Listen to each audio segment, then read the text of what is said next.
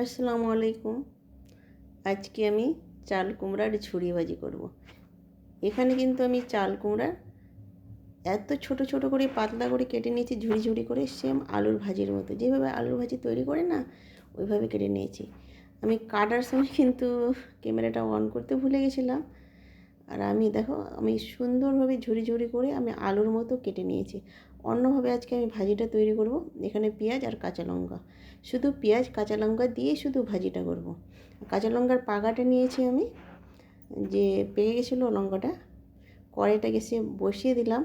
আর ভাজিটা খেতে এত সুন্দর লাগে কি বলবো। আর অনেকভাবে চাল কুমড়ার রেসিপি আছে, কিন্তু আমি আজকে ঝুরি ভাজি করব। আর ঝুরি ভাজিটা এত খেতে টেস্টি কি বলবো, সেম আলুর ভাজির মতো। কেউ বুঝতেই পারবে না যারা পছন্দ করে না চাল কুমড়া, কিন্তু এইভাবে রান্না করে দেখবেন, এত টেস্ট, এত খেতে ভালো সুস্বাদু। মুড়ি দিয়েও খেতে পারেন, রুটি দিয়েও খেতে পারেন, পরোটা দিয়েও খেতে পারেন, আর ভাত দিয়েও খেতে পারেন। আমি কিন্তু মুড়ি দিয়ে খেয়েছিলাম, আমাকে এত টেস্ট লেগেছে। আর কম মশলায়, আমি মশলা কিন্তু এখানে ব্যবহার করিনি, শুধু কাঁচা লঙ্কা আর পেঁয়াজ দিয়ে শুধু করেছি। আর কিভাবে তৈরি করছি দেখতে থাকেন বন্ধুরা। লঙ্কাটা আমি দিয়ে দিলাম, তেল দিয়েছিলাম, তেলটা গরম হচ্ছে, লঙ্কা দিয়েছিলাম, পেঁয়াজ দিয়ে দিলাম। এটাকে ভেজে নিতে হবে, আর ভালো করে ভেজে একটু, তারপরে এটাকে কুমড়াটাকে ছেড়ে দিতে হবে। একটু ব্রাউন কালার করে নিব, আর পেঁয়াজের যেন কাঁচা এটা না থাকে, একটু ব্রাউন কালার করে নিতে হবে। দেখো, আমার কিন্তু ব্রাউন কালার একটু হয়ে গেছে।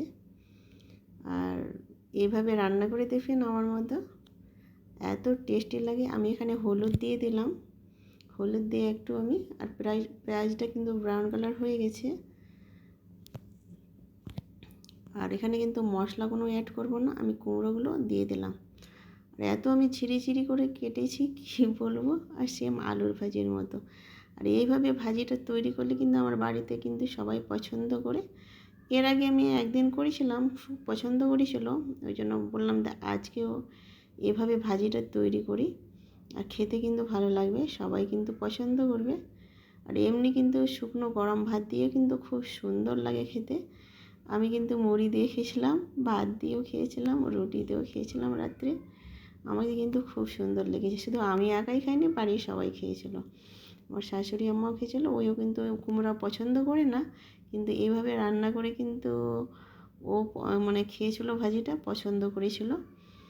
আর একটু পাঁচফোড়ন দিলে কিন্তু ভালো হতো, আমি পাঁচফোড়নটা ব্যবহার করিনি, পাঁচফোড়নটা ছিল না। আমি এখানে লবণ দিয়ে দিলাম, লবণটা কিন্তু আমি দিইনি, হলুদের দিয়ে কিন্তু আমি ছিঁড়ে দিয়েছিলাম ভাজিটা। এবার লবণটা দিয়ে ভালোভাবে মিক্সড করে নিব, যেন ভালোভাবে মিক্সড হয়ে যায়। আর ঝুরি ভাজিটা এত সুন্দর লাগে খেতে কি বলবো। আর গেস্ট খাওয়ালে, গেস্ট যদি আসে এইভাবে যদি তৈরি করে খাবেন, ওই জাস্ট ওয়াও বলবে। আর কেউ বুঝতে পারবে না যে এটা কুমড়ার ভাজি। আমি এইভাবে করেছিলাম তো কেউ বুঝতে পারেনি যে কুমড়ার ভাজি করেছিল। আমি 1 মিনিটের জন্য ঢেকে দিলাম, 1 মিনিট পর আবার চলে আসলাম। একটু নাড়াচাড়া করে দিতে হবে। দেখো, কুমড়া থেকে কিন্তু জল বার হয়ে গেছে, এই জলেই কিন্তু সিদ্ধ হয়ে যাবে কুমড়াটা। এখানে কিন্তু আমি কোনো জল অ্যাড করব না, আর জল দেব না, কুমড়ার জলেই কিন্তু আমার ভাজিটা কিন্তু তৈরি হয়ে যাবে। এটাকে ঝুরি ভাজি বলে আমাদের দিকে। আর ঝুরি ভাজি কিন্তু সবাই পছন্দ করে। আর কুমড়ার ঝুরি ভাজি কিন্তু অনেকে এভাবে করে না, ওরা কিন্তু বড় বড় করে ভাজি, মানে ঘাটকের মতো তৈরি করে, কিন্তু এভাবে ভাজিটা তৈরি করে না। এভাবে ভাজিটা আমার আম্মা তৈরি করতো। আমার আম্মা পেঁপেরও ভাজি এভাবে ঝিরিঝিরি করে তৈরি করতো। আমার আম্মার কিন্তু পেঁপের ভাজিটাও খেতে ভালো লাগে। তা আমি পেঁপের ভাজি একদিন করবো ঝিরিঝিরি করে, আমি কিন্তু কোনো দিন করিনি, আমার আম্মার করতো। আমার আম্মার কিন্তু হাতের কিন্তু তরকারি এত মজা লাগে কি বলবো, মানে আম্মার মতো করতে পারি না, কিন্তু আম্মার হাতের টেস্ট আলাদাই। এখন মা তো রান্না করতে পারে না, মা অসুস্থ, আমিও অসুস্থ, কিন্তু একটু সুস্থ হয়েছি। আবারও আমি ঢেকে দিলাম, মানে 1 মিনিটের জন্য। এবার দেখো, জলটা কিন্তু শুকিয়ে গেছে, ওই জলেই কিন্তু আমি ভাজিটা হয়ে গেছে আমার। দেখো, একটু মানে লালচে লালচে হয়ে গেছে। যখনই তেল ছেড়ে দিবে তখনই কিন্তু ভাজিটা পারফেক্টভাবে কিন্তু হয়ে যাবে। দেখো, এখানে আমি তেল ছেড়ে দিয়েছি। আমি কিন্তু এখানে কিছুই ব্যবহার করিনি, শুধু কাঁচা লঙ্কা আর পেঁয়াজ দিয়ে। এখানে একটু ধনেপাতা দিয়ে দেবো।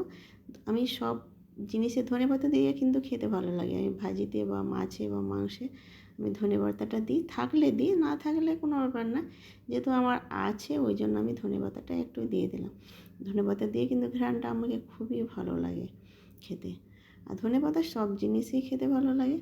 ধনেপাতা দিয়ে একটু আমি নেড়ে চেড়ে নেব। আর কালারটাও কিন্তু খুব সুন্দর হয়েছে, আর ঝিরিঝিরি কিন্তু দেখে বোঝা যাচ্ছে না যে আমি কুমড়ার এটা ঝুরি ভাজি করেছি। একবার খেলে তো মুখে লেগেই থাকবে, বারবার কিন্তু খাওয়ার ইচ্ছে করবে। একবার বানিয়ে দেখবেন আমার মতো। আমার কিন্তু এখানে দেখো ভাজিটা হয়ে গেছে, ঝুরি ভাজিটা আমি একটা প্লেটে তুলে দেখাচ্ছি কীভাবে হলো। দেখো দারুণ হয়েছে ঝুরি ভাজিটা, সুন্দর হয়েছে বন্ধুরা, খেতেও কিন্তু খুব সুন্দর। আমি একটু খেয়ে দেখলাম, কিন্তু দারুণ লাগছে খেতে। মনে হচ্ছে না যে আমি কিন্তু মশলা টশলা কিছুই দিইনি, আর এত সুন্দর লাগছে খেতে কী বলবো।